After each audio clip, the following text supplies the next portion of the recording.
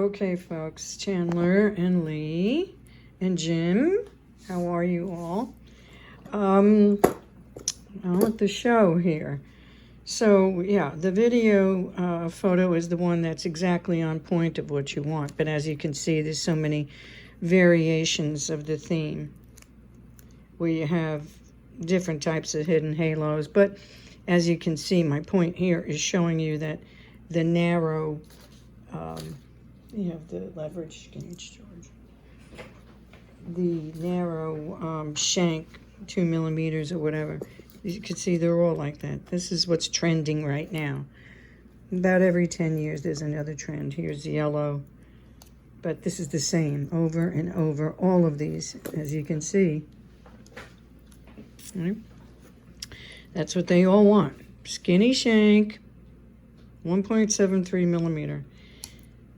One after another after the other. This one's got a little bit bigger diamonds. But you want the halo that's closer to the, here's the round. You want the one that's a little bit lower to the base. Can you print that picture out for me, please? I just want to double check something on that too. But anyway, let's talk about the, just wanted to show you that this is exactly where we're going. And they just gave us a later date, as I'd mentioned in the email text. So these are the diamonds that I have now, and I tell you, I just showed that one 2 carat and 30 to a gal, and I'm just very impressed with it. So I'm going to go over this a little bit with you first about the color and clarity and so on.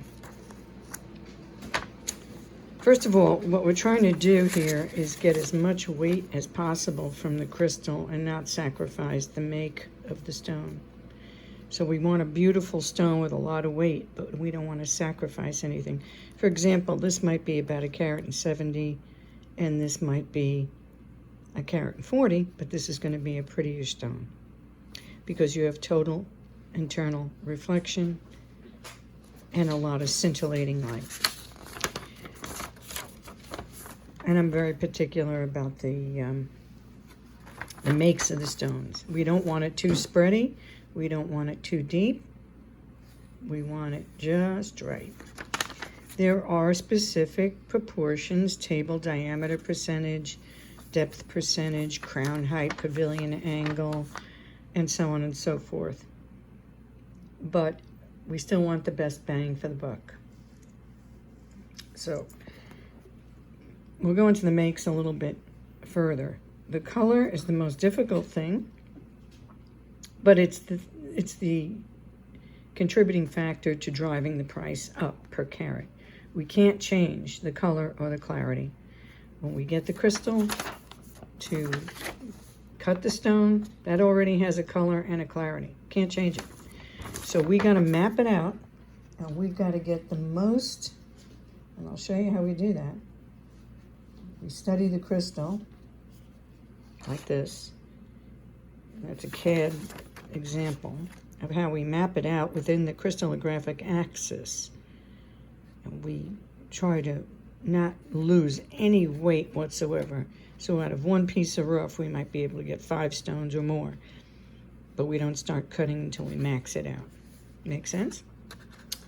We want to have 9-ounce filet mignons instead of 15-ounce sirloins too. So these are the colors, the D to G, D to Z, and as you can see, they progressively get darker. D, E, and F is colorless, near colorless, I, J, K, and it's not until you get to about this K, L that sometimes you can see some body color. The make, let's go back to this. This is what's going to really show you the brightness of the stone. So don't overly be concerned about this, because you can have a very high white stone in the DEF range, but if it's off make, it's going to look darker. Okay? These are your clarity features. Flawless, internally flawless, VVS12, VS12, SI12, I123. Again, don't over magnify the color feature, the clarity feature, because they're based on the size, the number, the location, the brightness, and the darkness of the inclusions. Some are clear, some are pinpoints, included crystals, some are twinning wisps, and so on. So you can't see them. I mean, if we have a stone and it's a wobbly round, but if you have a little inclusion in the center, that could be a VS1. But if we put it over to the corner, well, we can put prongs around it. So don't over magnify that feature, okay? And plus the report, the GIA report, will show you where it is. When we look at these reports, the GIA reports, by the way, and here's one of them. This is for a carat and 59. Unfortunately, it's showing in one dimension, not a 3-dimension appearance. So that's like looking at the top of a fish tank. If you had to plot everything in the fish tank, you do it from the top down instead of the side. So here's an example of a carat 59. And I'm going to do this for a reason. Now this carat 59 is the $14,000 one. Show you this. And a second.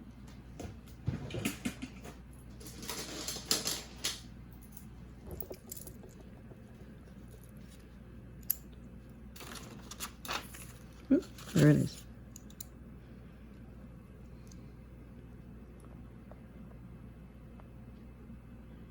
It's a very bright stone.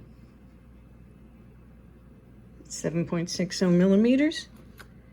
It's an IVS1, right down the middle. Okay. Just a little teeny pinpoint.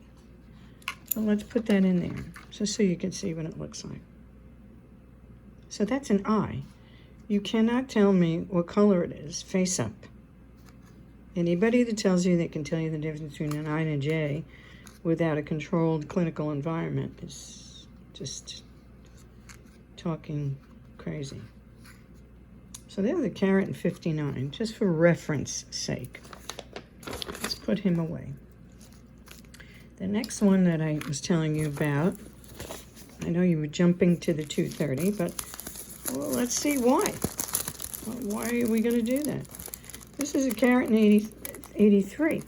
This has a 2 carat spread, and this is an ISI1. This is an ISI1. Again, this isn't fair to the stone, but when you look at the plotting diagram, anybody that saw that would say, yeah, it's too included. But it's not all in the face. This is a great stone. A lot of life, XXX.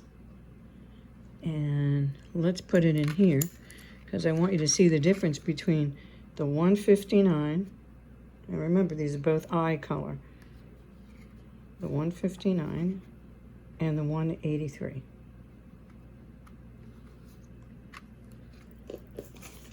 Continue. Then I had the 2 carater. Now this is an I1. This is an I1, an H color, but these are twinning wisps. There's a feather and there are some twinning wisps. It's a great stone.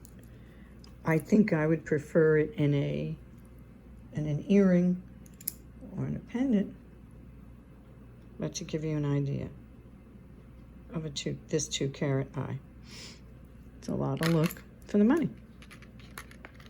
Let's take it and put it in here. And here's what the other thing I wanted to show you was that the 183 looks just as big as the 2. See that? So it's all in the make of the stone. Last but not least, we continue here. This was the one. I just showed this yesterday. I could have sworn she was going to buy it. I'm probably thinking about it. This was the JSI1. Triple X. Excellent cut. Excellent polish. Excellent symmetry. Medium blue fluorescence. What is that about? Fluorescence is a geological feature of where the stone was cooked up by Mother Nature. And when you have it in the sun or any sunlight, the UV rays within the sun rays excite the crystallographic arrangement within the diamond, and they appear whiter. So here's the 2 carat and 30. My kind of stone. So let's see how big this looks. This is the one, 6.4 millimeter. Let's drop this in. And you can see how this bad boy shapes up next to the others. This is a fabulous stone. And it's a fabulous stone for the money. Let me show this to you as what it would look like set up. I don't know what size. Have you determined the size?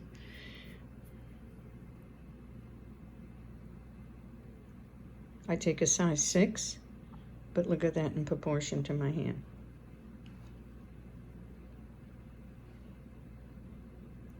Triple X. Very flashy, very lively, perfect symmetry. If somebody told me to pick out a stone, this is the stone I'd pick out for them. So I hope this has helped. Let me know your thoughts. If you have a size, we could probably order the mounting today. And like I say, we'd get it at the end of April. So it's a little bit of a squeaker, but platinum does take a little bit longer. Here's the copy. Here's the picture that you sent. This is what we would be ordering.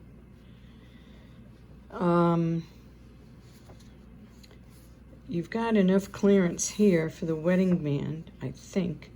See, that's why they put the hidden halo a little bit higher when we were looking at the other ones.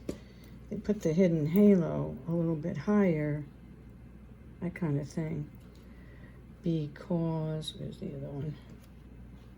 Sometimes it hits into the, here's the other one. See, there's a clearance here for the wedding band to fit flush up against it. But I think you're okay with this, you know. All right, so let me know your thoughts.